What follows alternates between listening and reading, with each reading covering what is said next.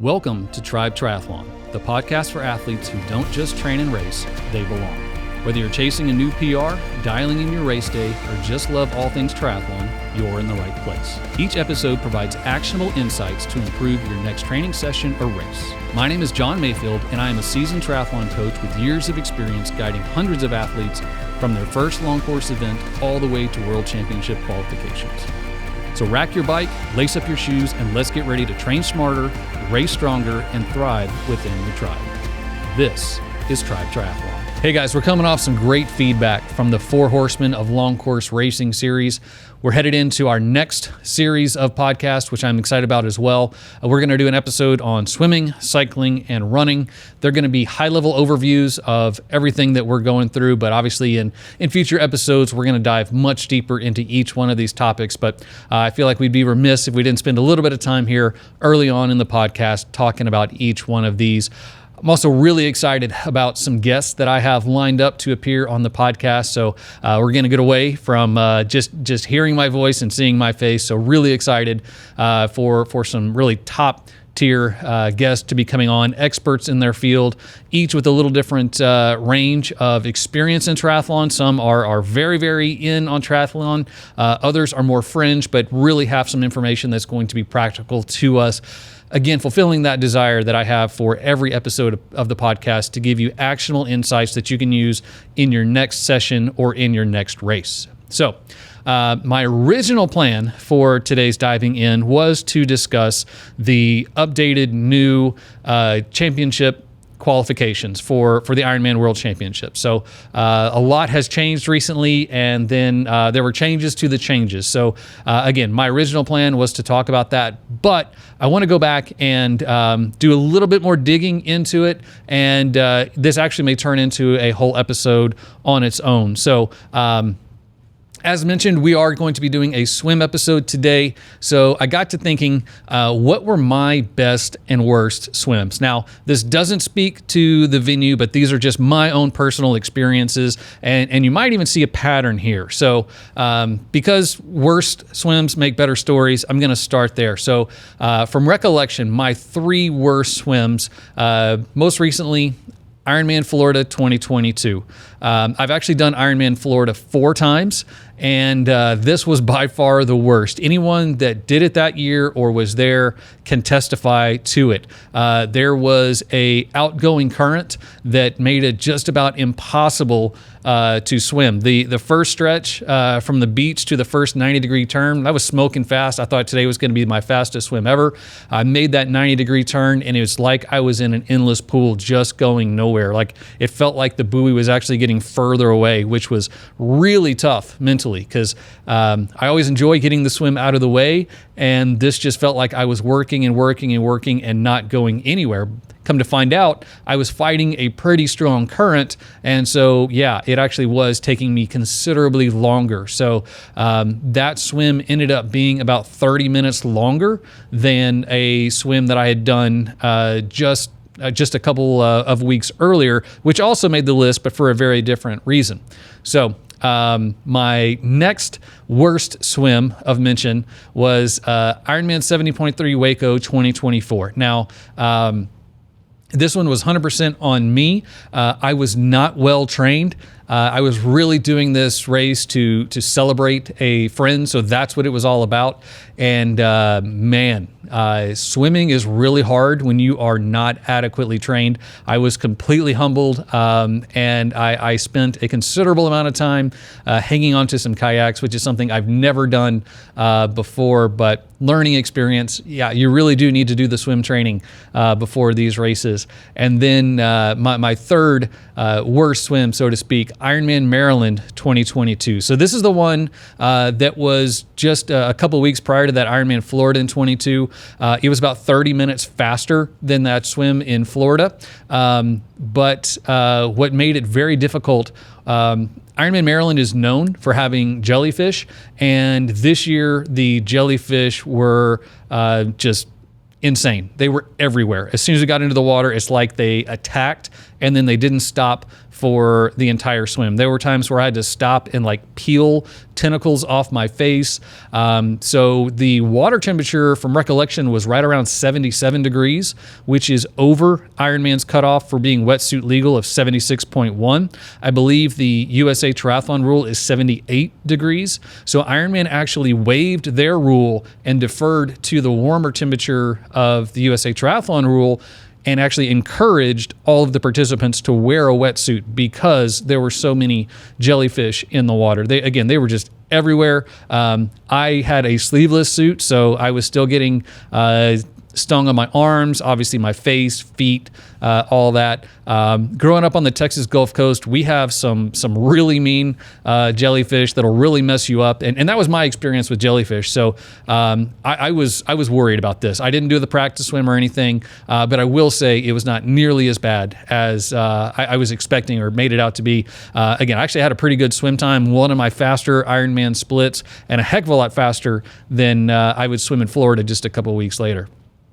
All right, moving on to some of my best swims. And again, like I said, you'll see a pattern here. One of my best swims ever was my first Ironman Florida. That was back in 2011. It was Panama City Beach showing out like PCB does. It was a absolutely gorgeous day, gorgeous water. Even though you're there in the Gulf, it's pretty common for the water there to just be glass, tabletop like a lake, and it was one of those days. Just beautiful conditions, beautiful clear water.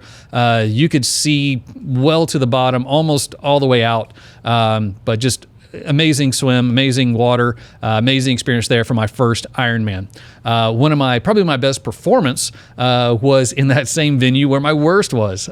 So Waco 70.3 in 2022. I actually had trained really well for that, and I got to say that's probably my best executed swim ever. So it was fast. It was good. Before I knew it, I was getting out of the water. So I've had good and bad at Waco, good and bad at Florida as well.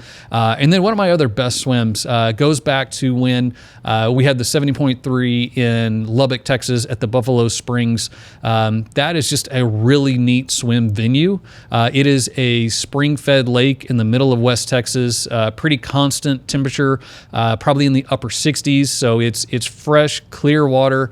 That's a really refreshing temperature, and that's really the end of staying cool for the rest of the day, because you are pretty much guaranteed triple-digit temperatures for the rest of the race and a healthy dose of West Texas wind. So that's probably why I enjoyed that part of the swim so much, just because of the rest of the day was completely miserable. So what were your best swims, worst swims? Chime in on social media and let us know what you think. Tell us your stories. So, as mentioned, we're going to be diving in over these next 3 episodes into some fundamentals of swimming, cycling, and running. So today, starting as we do with the swim, first podcast is going to be covering the swim. So we're going to be covering these fundamentals of technique, training, strength training, and then we're going to be covering some common mistakes and some tips. So as we get into swim technique, it is much more technique-based than power-focused. So if we look at the swim compared to the bike is primarily a power focus, not a whole lot of technique, even though we will be talking about that on the next podcast. Whereas swim is almost exclusively a technique-driven sport, which again makes it really interesting here in triathlon that we are not exclusively technique, we are not exclusively power or speed. It really requires putting everything together to do what it is that we do. So first thing we're going to discuss is body position and rotation. So this is really where your swim really begins, is where your body is positioned in the water and then how it rotates. So the body should remain taut and engaged from the head to the tailbone. So we're having a neutral spine here that is a straight line effectively through the head all the way down to the tailbone. Again, spine is nice and straight, neutral, where we're not hunched over, we're not arching the back, anything like that. The body is remaining taut, so firm and engaged and straight throughout. The body rotation should be on a 45-degree angle. So that means as we rotate from side to side, we're not staying flat at, say, a 0-degree angle. We're not going all the way stacked. That would be a 90-degree angle. It's basically splitting the two. So as we rotate side to side, we want to rotate to a 45-degree angle, and then as we complete the stroke, we will rotate over to the other side to a 45-degree angle. Now we have our body position and rotation set. We're going to start from the back and talk about the kick. So the kick originates from the hips, requires engagement of the core, and the leg should be relaxed and straight with the foot pointed. So what we don't want to do is kick too deep.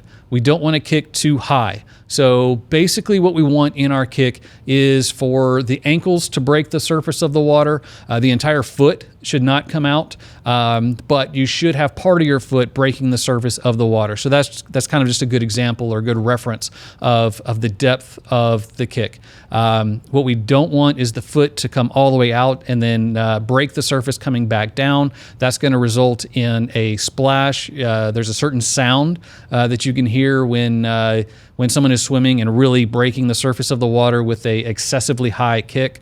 Same thing, we don't want to go too deep. It's not a real deep kick. Rather, it is a relatively tight kick that we can continuously engage throughout the duration of the swim. So moving on to our head position and breathing. The head stays neutral facing down. So this continues from that very first point that we discussed about having a neutral, straight, taut body throughout. So when we're really addressing the breathing position here, that head should remain neutral. So oftentimes what we'll see is a head that is leaning back, or sometimes tucked too far down. The head should be neutral and staying that facing down. So if you're in the pool, effectively facing the bottom of the pool. In order to get to that air, the neck will rotate with the body. So it is not a lifting of the head, rather a turning of the head with the neck, and that is going to coincide with that body roll. So again, we're going 45 degrees back and forth either way. As your body turns, that's going to provide that opportunity to turn your neck, turn your head, to break the surface of the water and get your breath of air. The idea here is to keep one eye under the water. So obviously one eye is going to be above, your mouth is enough above to get that air, and a well-executed breath is going to keep one eye under the water. The chin will stay tucked near the shoulder, so just another good reference point there. We can get lost in space. That's one of the things with the swim is we're floating in water, so we don't have those reference points or contact points like we do for cycling and running. So it is easier to kind of get lost in space. So what we want to do here is make sure that chin isn't touching the shoulder or going to it, but we want to make sure that it is staying parallel to that shoulder and maintaining that space in between. So using that as a reference to make sure that our head and neck isn't tucking up as we turn to take those breaths. So the reason this works the way it does and why we can keep one eye under and still get air is as the head that is neutral and straight ahead, that is actually going to break the surface of the water. And then our momentum that is carrying us through that water is actually going to create a wake.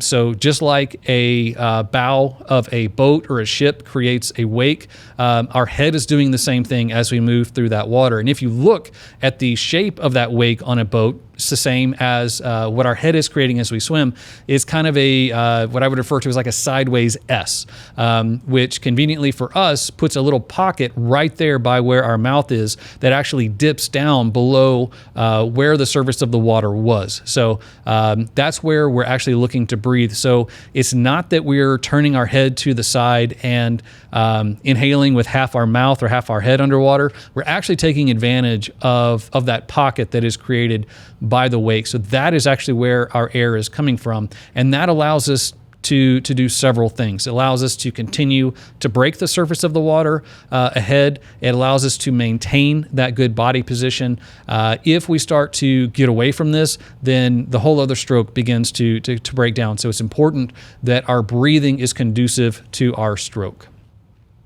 So a good cue here is when you're swimming in a pool is to look at the lane ropes. That's basically something that I do pretty much on every lap, is just making a check, making a cue, because even after years of swimming, it's still easy to sometimes get away from this. So as I am headed down that lane, I'm turning to take a breath.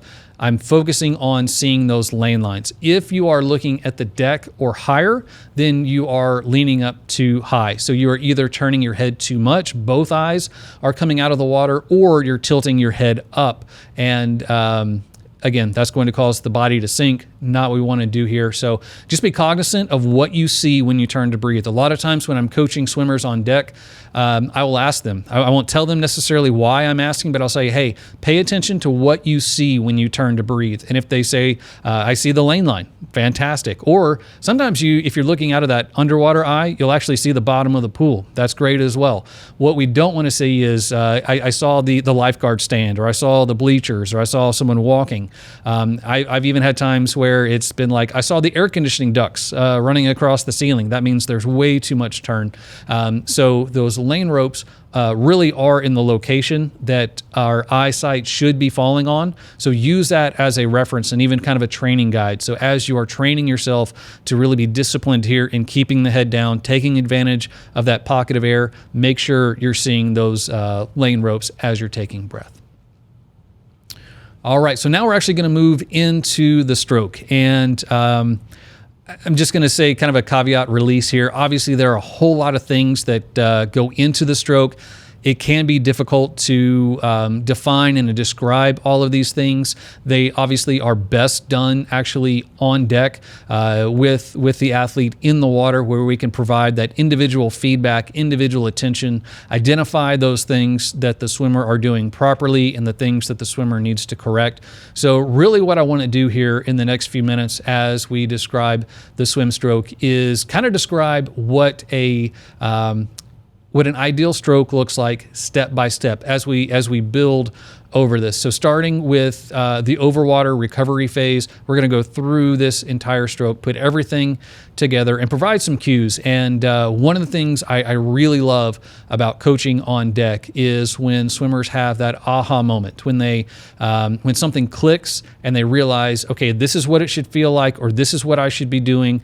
And oftentimes, just one of those little corrections or adjustments can make some big differences, both in their time, their speed, their effort level. So that's what I want to do here. So I would say look for those things. Maybe it's something that maybe it hasn't been explained to you in this way before. And again, hopefully something clicks with you and you can take this into your next session of the pool and begin to work on those things. So starting with the overwater or recovery phase, we want to start with the arm fully extended. So basically, if we are starting with the right arm stroke, that right arm should be fully extended all the way back, actually having just completed a stroke prior. So that's where we want to start. The hand is going to remain close to the body with the palm up. So this is all going to play into where we're going in the next couple steps. But again, it is critical that each step build upon the prior. So we want to make sure that we are doing things properly, having our body in the right position to set up the next step. So it's critical from the very beginning of the stroke that the hand is close to the body with the palm up. Then, as we begin to move throughout this stroke, the elbow contracts until the upper arm is largely getting close to the forearm. And then that upper arm should be at a 45 degree in line with the body. So around this time is when the body is going to be in that 45 degree roll. So really what we have here is the upper arm is just an extension of that shoulder. So it's not a extreme angle or anything like that. It's basically an extension of the shoulder as the arm is reaching out. And once again, the forearm is contracted, so it's up close, still with that palm up, still close to the body. As we hit this spot here, we want to ensure that the hand and the forearm remain relaxed, if not limp, and doesn't get ahead of the elbow and the arm. So this is actually something we see pretty often. A relatively common mistake that swimmers make is having that hand get ahead of the arm, but we want to make sure that they are largely even, if not lagging behind a little bit. And this is the one time where the arm and the hand have an opportunity to take a little bit of a break. So we want to make sure that the hand, the forearm are relaxed as we are getting in here. So right now the work is primarily coming from the shoulder, and we are not really relying on the forearm or the hand for anything. So just let it relax for just that little bit of a second for that break that it can get. So this is where the body rotation is now going to start going the other way. So as I mentioned, when the forearm is contracting, the elbow is at that 45 degree angle. That is that peak 45 degree body roll that we described at the very beginning. So now it's going to start to turn the other way to where it's going to rotate back the other way to the other side. So this is when the hand begins to reach forward. This is also a time where a lot of mistakes are made. So we want to make sure that we are reaching forward along a natural, neutral path that is shoulder width. So basically what we're doing here is working with the body's natural anatomy, natural physiology, and we want to maintain throughout the rest of the stroke the hands to be shoulder width apart. We don't want them wider than the shoulders. We don't want them more narrow than the shoulders. We basically want them to be in that natural neural position. Once we have that arm beginning to move forward, the next step is for the hand to enter the water. Again, pretty common place here for some mistakes to be made. So the hand needs to enter in front of the head, but not fully extended, maintaining that shoulder width arm. So this is going to be a little different for every swimmer. This is one of those really great opportunities to work with a qualified swim coach to really determine where your entry point should be, but it's somewhere between a little bit in front of your head, but shorter than your arm being fully extended. So it is somewhere within that range of that extension. And then the hand entry is critical. Again, pretty common mistake what we see here. So the hand entry is at an angle to where the fingertips enter first, next the wrist, then the elbow. So it's going to be a downward angle that is going to help break the surface of the water and then establish the hand in the proper position. So again, we want to make sure that each one of these steps is setting up the next one. So now the body is fully rotated and we can fully extend the arm to shoulder depth. So a common question is, once my hand goes in there, fingertips, wrist, elbow, how deep does it go?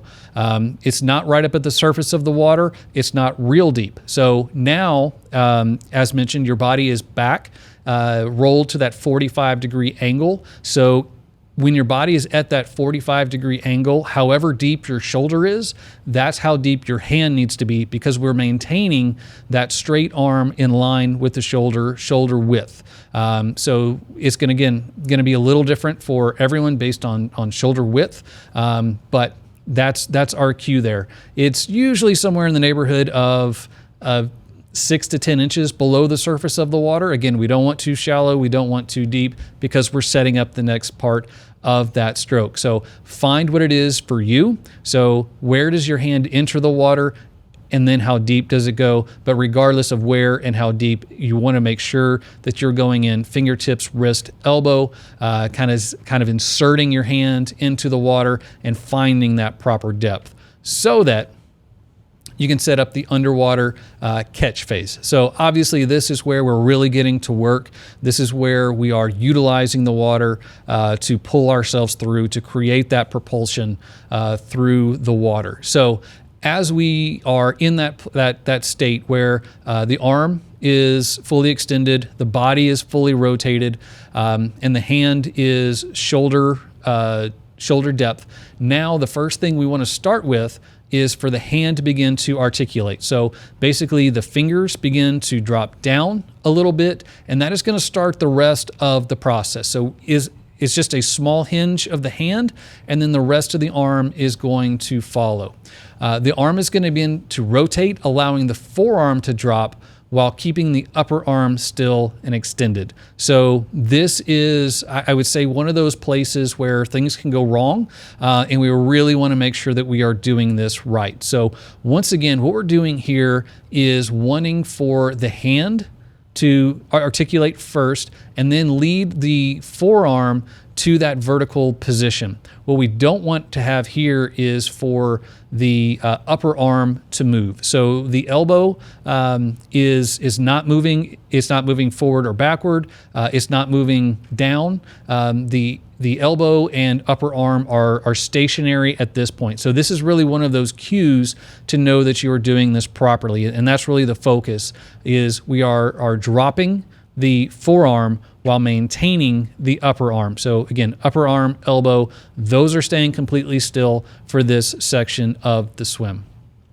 So the upper arm and elbow does not drop until the forearm and hand are vertical, pointing down. So once we have established that, where the hand has led the forearm to a completely vertical state where the fingers are pointing down at the bottom of the pool, now we are going to begin to move that elbow back. So this is the early vertical forearm and the high elbow position. So those are fairly common terms within swimming. A lot of times people think that high elbow refers to the over water recovery, which it does, because you do want a high elbow when we are in that position. But really what it's speaking to here is this underwater phase, where we are maintaining a high elbow, keeping that elbow up close to the surface of the water, not having it drop down. So again, this is something that is fairly common among swimmers, is to see a drop in that elbow.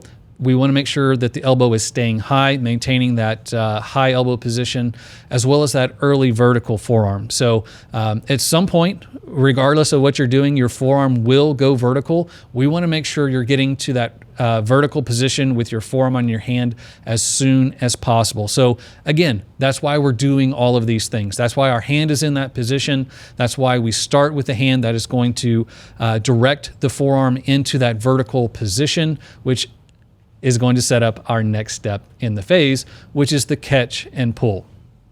So now we are in that vertical position. The elbow and upper arm are still extended out.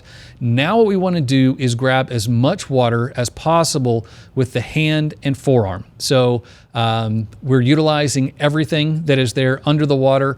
Obviously the hand has the largest surface area. We want to make sure that the hand is nice and relaxed. We don't want the fingers tight together.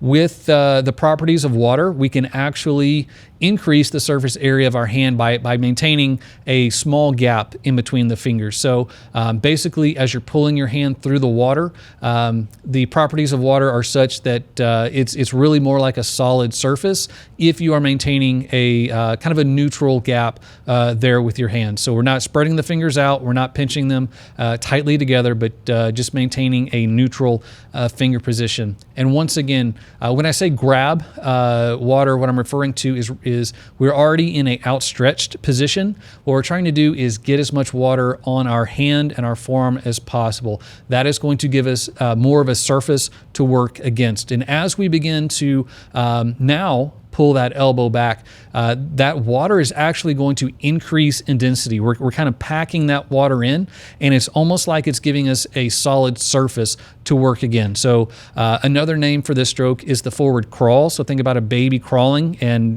basically you're grabbing some ground and crawling. You're grabbing carpet, or if you're a soldier doing the army crawl, you're grabbing earth and grabbing as much of that as you can, and then pulling yourself along there. So it's basically the same thing that we're doing with that water. So we have the hand and forearm in that vertical position. The elbow is still extended out. The upper arm has yet to move. Now we're there. Now we're grabbing that water. And now, for the first time, the elbow is going to begin to pull back.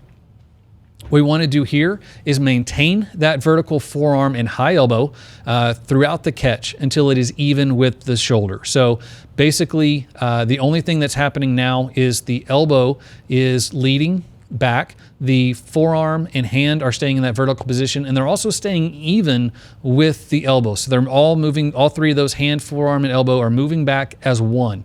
What we don't want to see here is the elbow getting ahead of the forearm. Basically what that's going to do is reduce the angle. So we're going to go from that 90 degrees, and if the hand gets out of line, the forearm will follow, and we're not going to have that 90 degree vertical position of the arm. So that is why we want to make sure that all three of those are moving together. So basically what we're doing here is utilizing the hand and forearm like a paddle. In fact, they're even shaped like a paddle. So if you're in a canoe or kayak, anything like that, paddles typically have some sort of a pole, and then at the bottom a larger section, which again looks a lot like a arm with a hand on it. So think about that. We want to make sure that that paddle is in that same vertical position. When that paddle is in any angle less than that 90 degrees, it's not as effective. So if you were to, say, enter the paddle at a 45 degree angle, it's not going to move through the water very efficiently. We want it nice and deep and straight up and down. That is how that paddle is going to be most effective in the water, and that is the movement that we are trying to replicate now with the forearm and the hand. So the catch ending coincides with the body rotation transitioning from one side to the other. So basically we're back in that neutral position. So we've already talked about where the body is when we're at the 45 degree angle, and then back on the other side. Now we're basically in between. So at this point we are largely flat, neutral. So now we should see that upper arm, again, kind of like at the top of the recovery phase, the shoulder should, or the upper arm should basically be in line with the shoulders in a very natural position. So that is where we know we have kind of completed this section of the phase, and we are ready to move on to the next, which is our finish. So we're still in that same position with the elbow and the forearm and the hand all aligned and in a vertical position. The upper arm is now extended out even with the shoulders in a very natural position, kind of as if you just had your shoulder out, hand down. That's the position we should be at here as we begin the finish. So the first thing that's going to happen is the hand is to begin to articulate. So for the first time, we're starting to move out of that position, but still pointing down. So now the elbow fully extends along the body, all the way to the thigh. So we're wanting to make sure that we take advantage of all the time of that hand in the water. Now, as we go throughout this process, as the hand gets further away from the elbow, that angle is going to reduce. So we are going to start at a fully vertical position, and we're going to end up with the arm effectively in a fully horizontal position. And you'll recall that is where we actually started, with the arm fully extended there along the leg. So in this position, it provides for a last opportunity to get in a good push. So this is where we have a lot of power, and we're remiss to miss out on this opportunity. So whereas the rest of the stroke is largely largely succinct in its effort level and its pace. This is where we get a little bit ahead.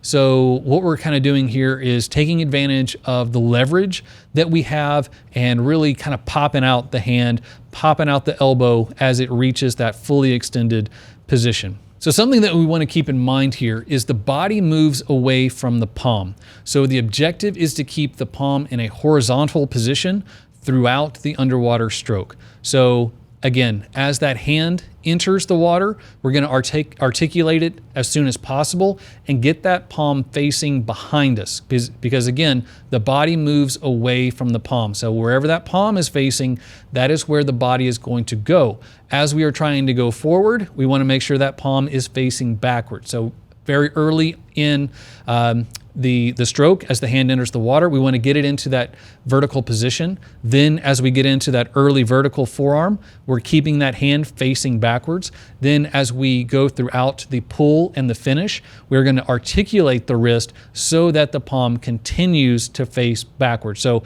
think about that as like a boat's propeller. The boat is going to go away from wherever that propeller is facing. So basically our propeller is our hand. Wherever that's going, we're going to go the opposite way. So we want to take advantage of that and utilize as much of that energy that we're expending to transfer that into forward propulsion. So one thing I demonstrate here, and hopefully this is a good visual for you, is think about exiting the pool from the wall, especially if your pool has a lip where it's not just a couple inches above the surface of the water. I would say that is kind of where this example works best. This is often the case if you swim in a pool that has diving platforms. A lot of times those are elevated up a little bit higher. So if you were to try to get out of the pool utilizing that, or even just the wall, think about the first thing you're going to do is put your hands up on the deck, and you're going to put it in a way in such that the same principle applies, where your body is going to move away from your palms. So basically you're trying to get your body to go up, so you are making sure that your palms are face down. We don't have a whole lot of power early on. Really where we begin to get really strong is once our elbow is fully bent and we can start to push up. So that is kind of that same principle of really where we have the power. And you're probably going to move a little bit slower as you begin to move your body out. But then as you approach that last section of getting out of the pool where you're able to fully extend your arms, that's where you're going to feel power. That's when your body weight is going to become the easiest to push. So that's kind of that push that I'm talking about at the end of your stroke, is just like if you were pushing yourself up out of the pool onto the deck. We want to take advantage of that power that we have there to do that. So what are some drills that we can do to reinforce all of this? One of my favorites is Superman. This is best done with a snorkel, and this is done to learn and reinforce what that body position feels like with the arms naturally extended at shoulder width. So think about Superman flying, especially like we were kids running around like we were Superman, arms straight out. Kind of like a zombie walk, but instead of straight out from the chest, obviously we're in a little different position with the arms straight out ahead on our head. So learn what that feels like, learn what it is. Something else that I always check myself on for these arm positions is as I am coming into the wall at the end of the stroke, I will not start that last stroke, rather just kind of glide in and see when I hit the wall, grab onto the wall, how far are my arms apart. And that's some good feedback as to whether my hands have started to creep in, or maybe they've drifted out, or if I'm doing like I want to and keeping those hands at shoulder width. So Superman is simply a drill where you are in a neutral flat position with the arms straight out ahead. That's why I recommend doing this with a snorkel, simply because we're not rotating back and forth, so it's going to be more difficult to breathe. So it's going to be much simpler if you have that snorkel to help with the breathe. Next, we're going to move on to the kicking drill. So we want to use a paddleboard here. And really what we want to do here is work on those things that we discussed. Maintaining a taut body throughout. It'll be a little bit different using the paddleboard, but we still want to make sure that we're engaging the core, that kick is originating from the hips, that we are engaging the legs legs, but we're not holding a bunch of tension in the legs. We have the feet pointed, but not overly pointed. And then we are finding that proper depth. So again, not too deep, not too shallow. We don't want the entire foot coming out of the water. We don't want the foot going too deep, rather keeping it in a nice tight pattern. So what we want to see here is that kick is generating some forward propulsion. There are those swimmers that really don't go anywhere with their kick. So we need to correct that so that what we're doing, we have to kick in order to maintain body position, but we also want the benefit of that. We want that to provide some propulsion in correlation with what we're doing with our arm. So what we would like to do here is continue to strengthen this and see those times get faster just with our kick. Next is the zipper drill. So this is going to replicate that first step of the stroke where we're starting with the arm fully extended along the body with the palm facing up. So this is kind of pretending like you have a zipper along the side of your ribs. So basically what you're wanting to do here is zip up or zip down, open or close that zipper, and that is going to demonstrate how we are keeping that hand close to the body, bringing the forearm up, and then having the elbow at that proper angle. So this drill can be done either with or without fins. So if you are doing just a repeat of this drill, which I suggest like earlier on in a session as you're getting warmed up, do it with fins so that you are moving fast enough that you can breathe and really get a feel for how this feels when you're swimming. So one way to do this is just repeating with one arm, one side, and repeating over and over that movement from the arm fully extended to the elbow fully contracted. Now, this can be done while swimming as well. It's a great drill just to ensure that this part of the stroke is working properly. So in that case, I would say do it without fins if you're actually swimming, doing as part of your full stroke. But again, just a cue to make sure that the very early part of that above water phase are correct. Next drill is the 6-3-6. So fairly common, lots of videos online if you need some help with this one. Effectively what it is a 6-beat kick with one arm extended and then 3 strokes that is then going to move you to the opposite side, and we're going to extend there. So this is going to provide a really good opportunity to practice the extension of the arm over the water as well as the hand entry. So that's what we're looking to do here. So as we complete those 6 kicks, then 1, 2, 3 strokes, especially on that last one, we want to have a really intentional placing of the hand, keeping in mind that we want that hand or the path of the arm to be shoulder width. We want the hand entry to be between the head and full extension, and we want to make sure that the hand is entering fingertips, wrist, and then elbow. Then we also have a great opportunity as that 6th kick, as we're starting that position again, to really reinforce the catch and the pull. So getting into that early vertical forearm and really taking advantage of that. So there is a drill that we can do with just the early vertical forearm, kind of like the zipper drill. We can do this with or without the fins. We can do this while swimming, or we can do it solely as a drill to where we are just doing one side, one arm at a time, getting to that hand entry position, and then just practicing articulating the hand first, then getting that forearm in the vertical position, ensuring that that elbow is neither dropping nor pulling back. So we want to make sure that that elbow is staying in place, kind of shoulder depth under the water, not starting to pull back until that forearm is completely vertical. So do it as a drill like that, or as part of your swimming, just to double check that you are getting that forearm into that early vertical position. Next is fist drill. So this one's super simple. Basically, instead of swimming with your hand open in that paddle shape, we want to make a fist with the hand. So really what this is going to do is de-emphasize the hand and emphasize utilizing the forearm.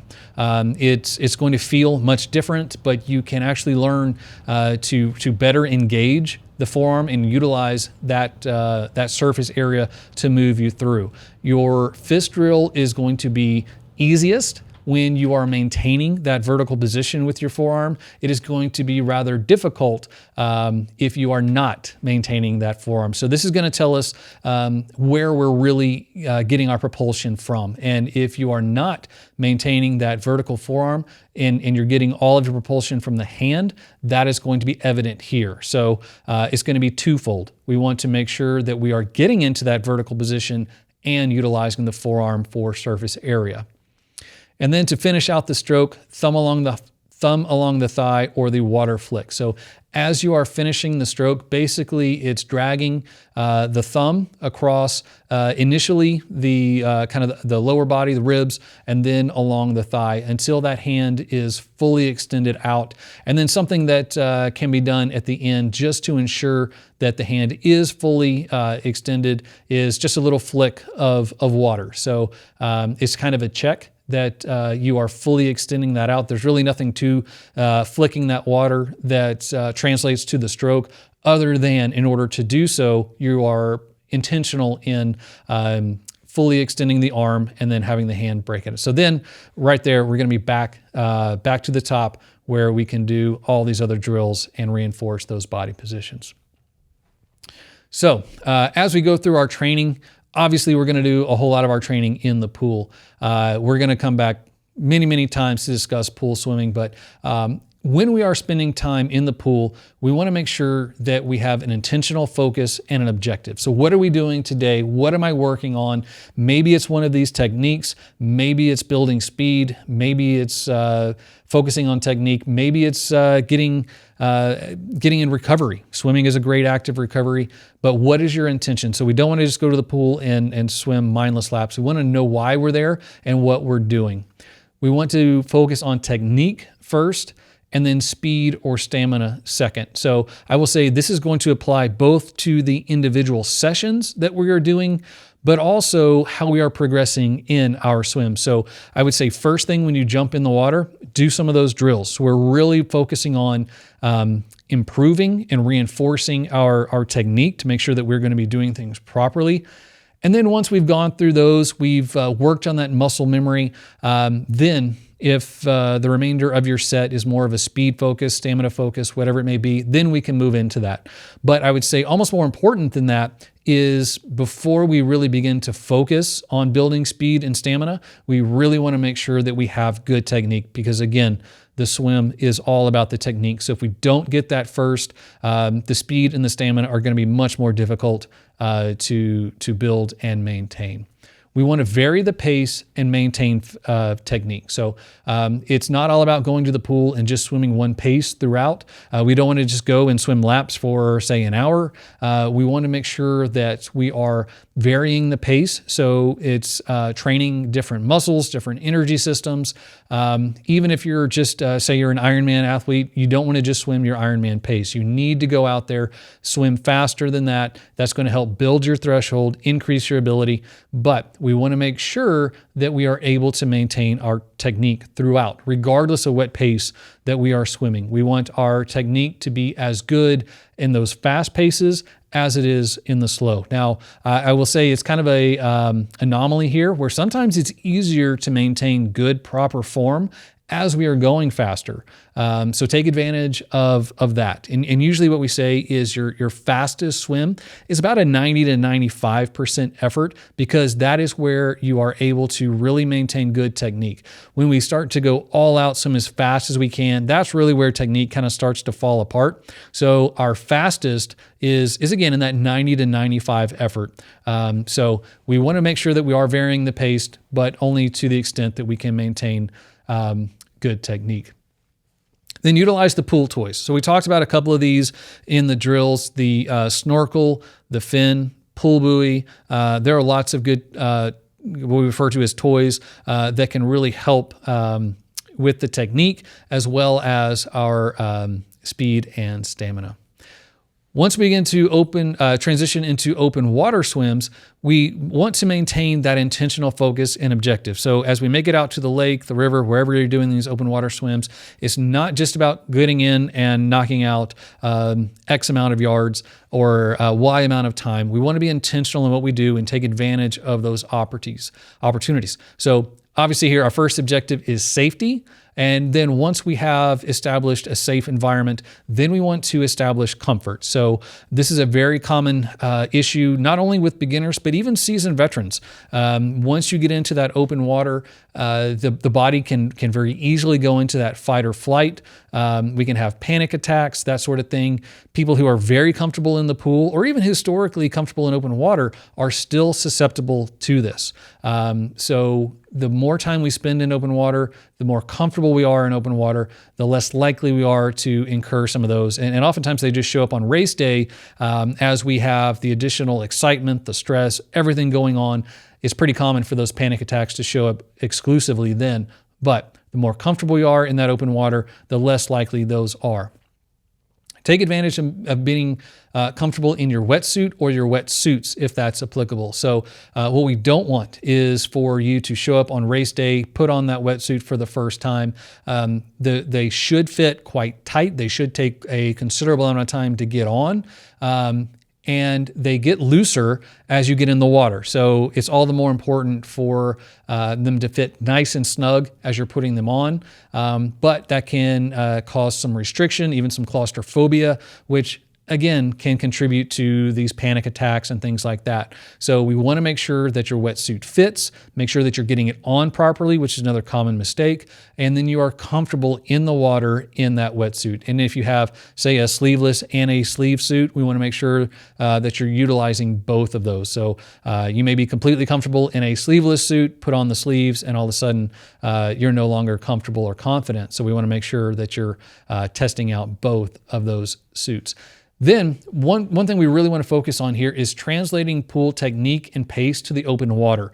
I don't know what it is about open water, but oftentimes we almost have a different stroke than we do in the pool. Obviously, we don't have the nice things like lane line at the bottom to follow and ropes on the side of us, crystal clear water. So it is a different environment, and some of those cues that we use, even like I mentioned before with turning to breathe and looking at the lane lines, we don't have lane lines in the open water. So what we want to do is make sure that we are mimicking what we're doing in the pool, translating that over to open water.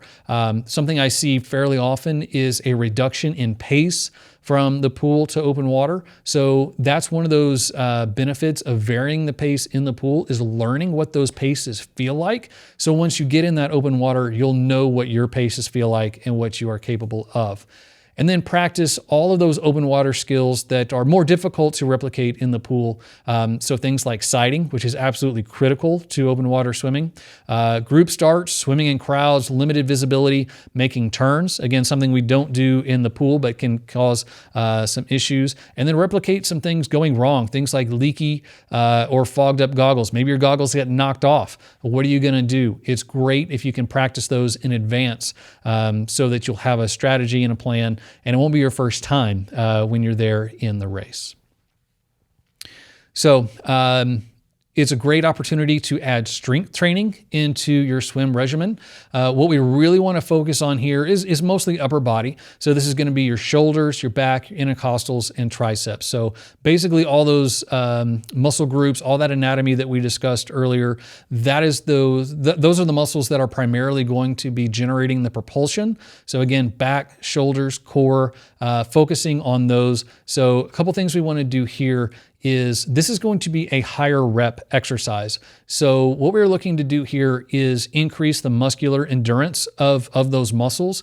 We're going to increase their resistance to fatigue, and that is achieved through higher reps and obviously a lower weight. So this is not similar to what we're going to be doing we're going to be discussing on the bike with really lifting heavy lower reps to really build the power in our glutes, hamstrings, quads. This is more about maintaining the muscular endurance of those. So we're looking for higher reps. focus on the core. This is something I see very, very common among swimmers and triathletes, is that we don't have strong cores. Our core is critical in maintaining that good body position. A lot of times when we see things like the legs falling or the front of the body not being in the proper position, a lot of that comes down to a weak core.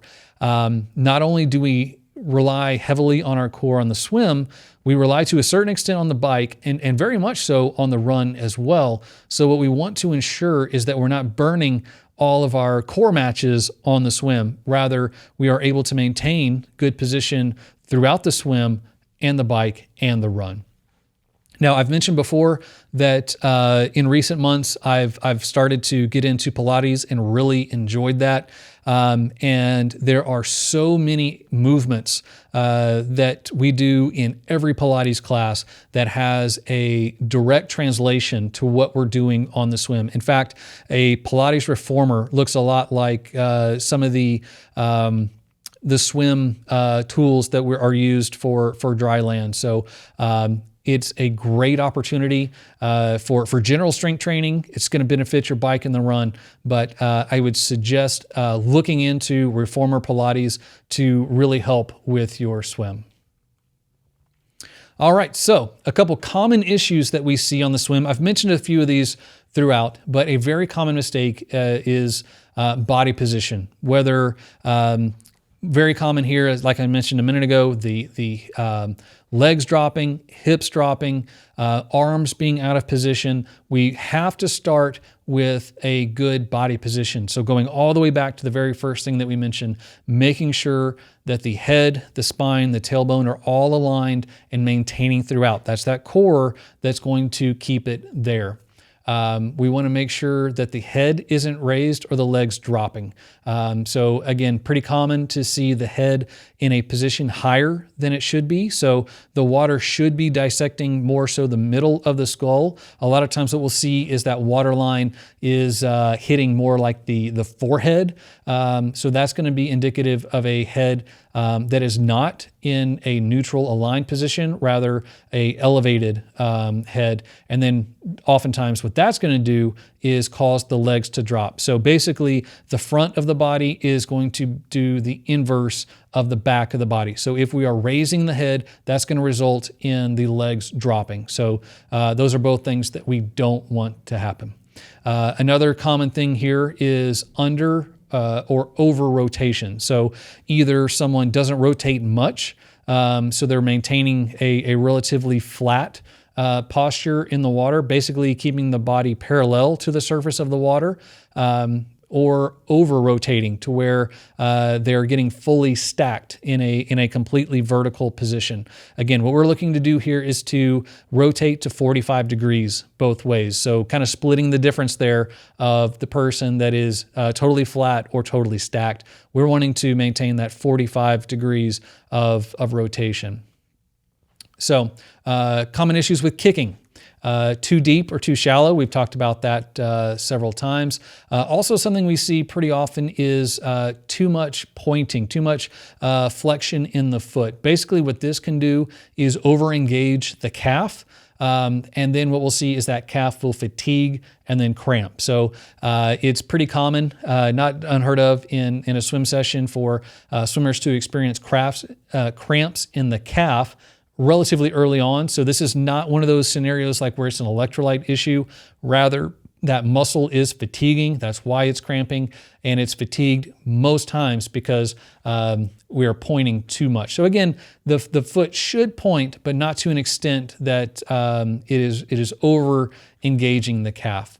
Also, we see tension held in the legs. So we want to make sure that the legs are engaged, but we don't want to the point of tension. And sometimes this is something you just need to be cognizant of and realize that you're holding tension in the legs. The legs should be largely relaxed, but definitely engaged. So this is fairly common to have cramps in the hamstrings as well while swimming. And again, that is going to be indicative of holding tension in the legs. and then either not engaging or having the weak core. So we talked about that just a minute ago.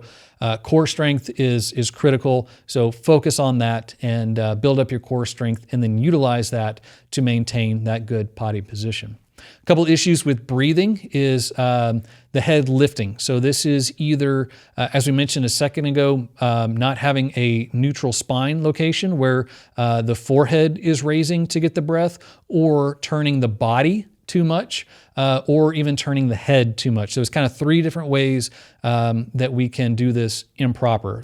I would say a very common one is over-rotation of the body. So often this stems from a feel that you have to get there to find the air.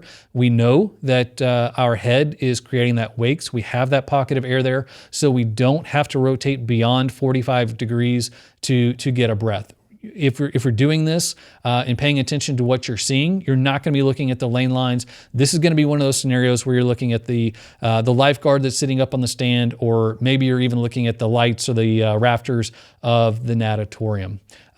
We don't want to make sure that the neck doesn't over rotate as well, or look up too high. So some common issues we see within the stroke, and again, we've mentioned a couple of these already, is the arm swing and crossover. So this one is very common. Crossover is very common. And a lot of times what swimmers will do in order to try to offset the crossover is simply have a wider hand entry. But if it is because we are getting an arm swing around as opposed to that arm coming straight up the body, it's more of treating a symptom than the cure. So what we want to do here, again, is ensure that the arm and the hand is staying relatively close to the body. That's going to be reinforced by that zipper drill. What we don't want to see is the hand and the arm getting away from the body, staying close to the surface of the water and basically swinging around to that entry point. So we are rather maintaining that straight line, parallel position at the shoulder width. Another very common thing we see is either a improper entry angle. So what we see is, instead of the fingertips, wrist, and then elbow, it's kind of a laying down of the hand into the water, where the elbow hits first, then the wrist, then the fingertips. So this is not going to put us in that position that we want to get into that early vertical position.